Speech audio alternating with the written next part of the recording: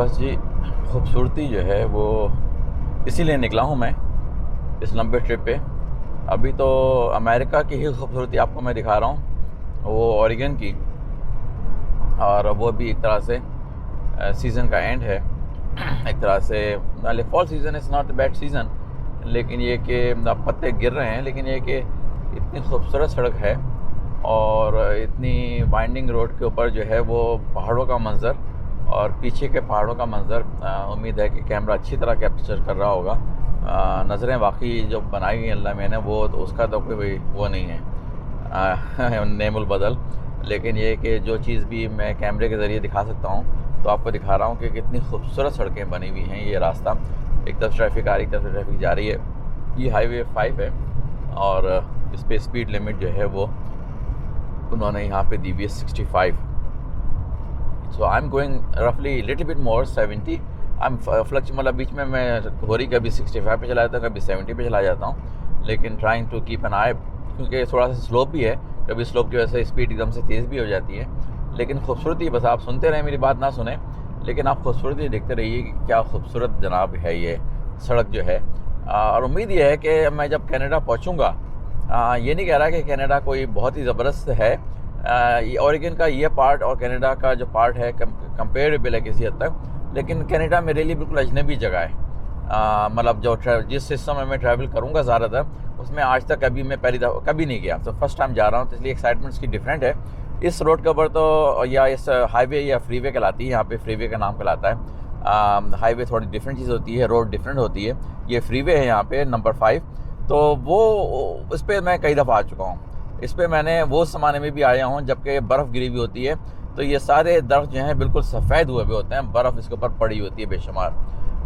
वो मंज़र भी मैं देख चुका हूँ और ये मंज़र भी देख चुका हूँ पहले, क्योंकि इन जगहों पे ओरेगन जो है मैं बहुत दफ़ा आ चुका हूँ। यहाँ पे हमारे एक फैमिली फ्रेंड रहते हैं जो कि हैं तो लोकल अमेरिकन, और यहीं की यूनिवर्सिटी में उन्होंने टीचिंग भी की है, लेकिन उनको एक ज़माने में शौक़ हो गया था कि वो जाके पाकिस्तान, उनकी बीवी को, कि वो पाकिस्तान की भी हेल्प करें।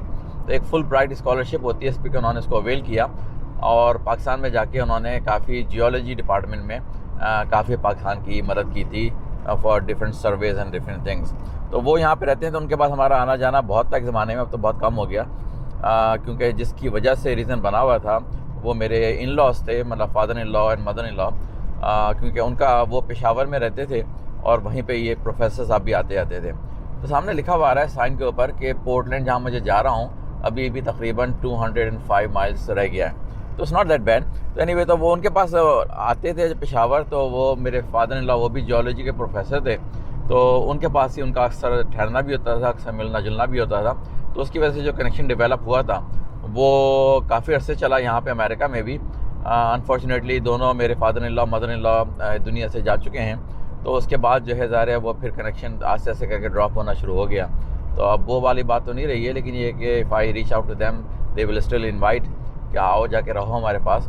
तो वो भी ओरेगन में रहते हैं, लेकिन ये कि इस दफ़ा की ट्रिप में मैं बस टाइम की किल्लत है, वरना मैंने उनको बताना था कि मैं उनके घर के करीब से गुजर रहा हूँ, तो they will obviously ask me to stop, लेकिन मेरे पास जो लिमिटेड टाइम है उसमें मैं इस दफ़ा नहीं कर सकता ये।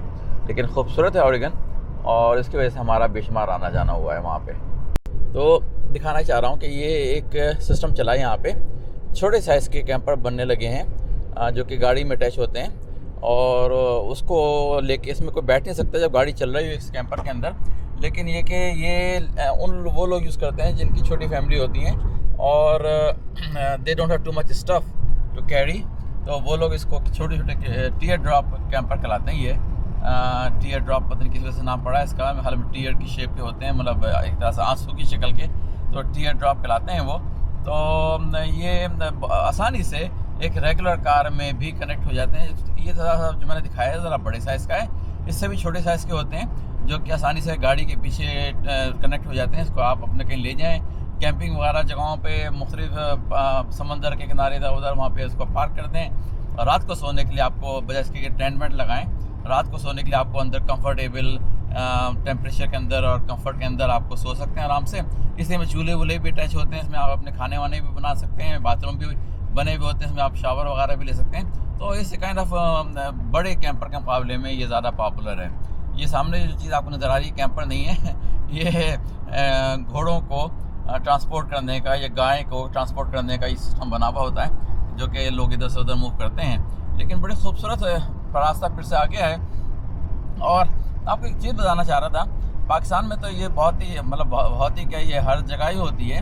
वहाँ पे पेट्रोल कहलाता है, यहाँ पे अमेरिका में उसको पेट्रोल को गैस कहते हैं। तो जहाँ के भी मैं गैस लूँ तो ये मत सोचिएगा कि पकाने वाली गैस, बल्कि ये वो है जो पेट्रोल जो पाकिस्तान में गाड़ी में पड़ता है, उसका नाम अमेरिका में गैस का कहा जाता है कि गैस डलवाली गाड़ी में।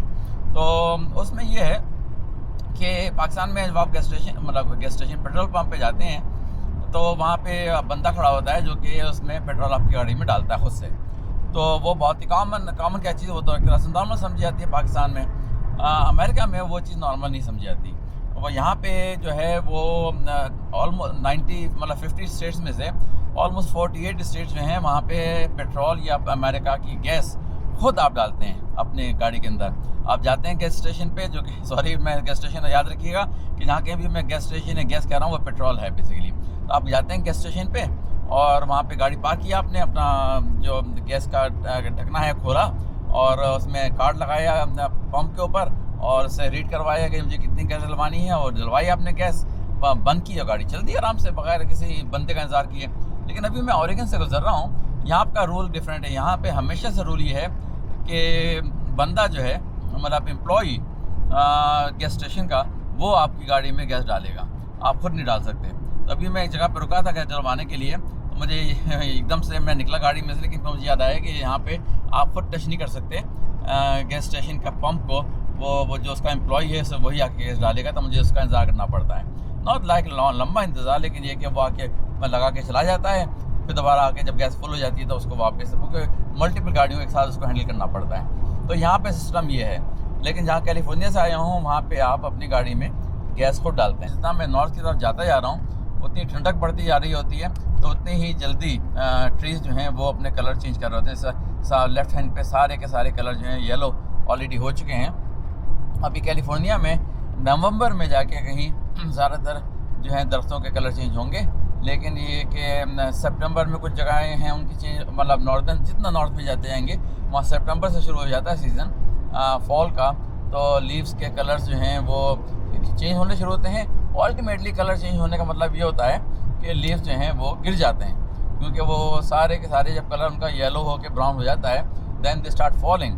तो एक सर्दियों में जो गार्डनर होते हैं बेचारे, जो घरों पे काम करते हैं, उनका काम बेशुमार बढ़ जाता है, क्योंकि जिनके घरों में भी दरख्त होते हैं वहाँ पे पत्ते ही पत्ते ज़मीन पे बेशुमार गिरे होते हैं। मुझे तो वो खूबसूरत लगते हैं, लेकिन वो गार्डनर जो होता है माली बेचारा, वो आके हर हफ्ते उसको बेशुमार एक्स्ट्रा काम करना पड़ता है उन पत्तों को उठाने का।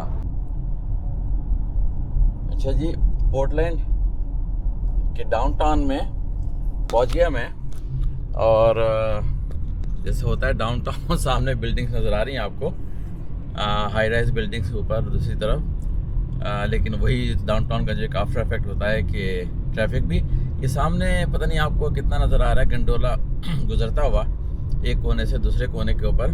ये बेसिकली यूनिवर्सिटी का है और वो एक कैंपस से दूसरे कैंपस की तरफ ये गंडोला लेके जाता है, जो शायद आपको सामने नज़र आ रहा हो, बिल्कुल ऑलमोस्ट राइट हैंड के ऊपर नीचे की तरफ जा चुका है। वो कैंपस के दरमियान में किसी तरह से इस यूनिवर्सिटी का कैंपस जो है वो फ्री वे के लेफ़्ट और राइट दोनों तरफ है। To for the convenience of the student उन्होंने तो ऊपर से क्रॉस करने का ब्रिज भी बनाया हुआ है फ्री वे के ऊपर से पेडेस्ट्रियंस के लिए, लेकिन just for the convenience of the students even further they have a very big elaborate system के जो कि जल्दी आपको और बगैर थकाए आपको एक कोने से दूसरे कोने पे पहुंचा देता है। तो एक यूनिवर्सिटी का कैंपस की बिल्डिंग इधर है और दूसरी जो है यूनिवर्सिटी की कैंपस की बिल्डिंग दूसरी तरफ है, किसी तरफ, जो कि यहाँ से फ्रीवे से नज़र नहीं आती, लेकिन ये कि वो है। तो ये सिचुएशन है यहाँ पे। मैं ऑलमोस्ट पोर्टलैंड के डाउनटाउन में तो पहुँच गया हूँ। अब मेरा गोल ये है कि मैं किसी तरह से उस जगह पे पहुँचूँ जो कि वुडू डोनट्स की शॉप है। तो अगली बात जो है आपसे उस वक्त वहाँ पे होगी जब मैं वुडू की डोनट शॉप के करीब पहुँच चुका हूँगा। ये है जनाब पोर्टलैंड का, मैं एक तरह से ड्राइव कर रहा हूँ, लेकिन ये कि डाउनटाउन है। लगता है मास्क की रिस्ट्रिक्शन पता नहीं है या नहीं है, आई विल फाइंड आउट। लेकिन ये कि यंग जनरेशन यहाँ पे बहुत होती है, और शाम को तो ख़ास तौर से, आज फ्राइडे का दिन है तो फ्राइडे के दिन के लिहाज से यहाँ पे और ज़्यादा यंग जनरेशन पाई जाती है। लेकिन ये कि पोर्टलैंड जो है वो मशहूर ही एक तरह से, ये इलाका जो है वो हिप टाउन है, इसी वजह से यहाँ पे वुडू का भी है सिस्टम बना हुआ डोनट का। लेकिन ये कि I have to find a parking spot, जो कि यहाँ पे मुश्किल है क्योंकि यहाँ पे सब लोग ज़्यादातर मोटरसाइकिल या मतलब मोटरसाइकिल मतलब ये है कि मोटराइज साइकिल के ऊपर होते हैं। तो मैं गाड़ी चला रहा हूँ तो गाड़ी के लिए पार्किंग जो है वो नॉट इजी टू फाइंड। लेकिन ये कि मैं करीब में पहुँचता जा रहा हूँ, तकरीबन इस वक्त लिखा है कि 0.2 माइल्स रह गई है वो जगह जहाँ पर मुझे पहुँचना है, और मुझे लग रहा है कि लंबी लाइन जो है वो मौजूद है। तो I will find out more, little bit मोर, जबकि मैं और ज़रा करीब पहुँचूँगा। लेकिन ये कि बहुत सारे रेस्टोरेंट्स हैं, बहुत सारी जगहें यहाँ पे जो मुझे ऑलरेडी लंबी लंबी लाइनें नज़र आ रही हैं। इससे अंदाज़ा होता है कि यहाँ का कल्चर जो है वो अभी भी उसी तरह से चल रहा है जैसे कि मैं बहुत पुराने मेरे जहन में था कहीं कि लंबी लाइनें होती हैं यहाँ के रेस्टोरेंट्स में, और ख़ास जगह पे। यहाँ पे एक आइसक्रीम की शॉप भी है, वो मुझे कहीं मिल गई तो मैं उसको भी दिखाऊँगा। वहाँ पर भी बड़ी लंबी लाइन लगी होती है दूर तक सड़क के ऊपर, जहाँ से लोग इंतज़ार कर रहे होते हैं अपने नंबर आने का। और छोटा सा एक मंज़र आपको, जो मैंने कहा था कि मैं आपको ले जाके दिखाऊंगा फूड ट्रक्स का, तो ये सामने आपको थोड़ा सा मंज़र नज़र आ रहा होगा फूड ट्रक का। इस तरह के जो है ना खोखे लगे होते हैं, जगह जगह बने होते हैं, और वहाँ पे देखता हूँ कि मैं शायद पहुँच रहा हूँ। थोड़ी देर के लिए मैं अपनी बातें रोकता हूँ क्योंकि it's more important to find कि मैं कहाँ हूँ कहाँ नहीं हूँ, ना कि मैं बोलता रहूँ। तो ये जो जगह है वो कहाँ है, लेट मी सी।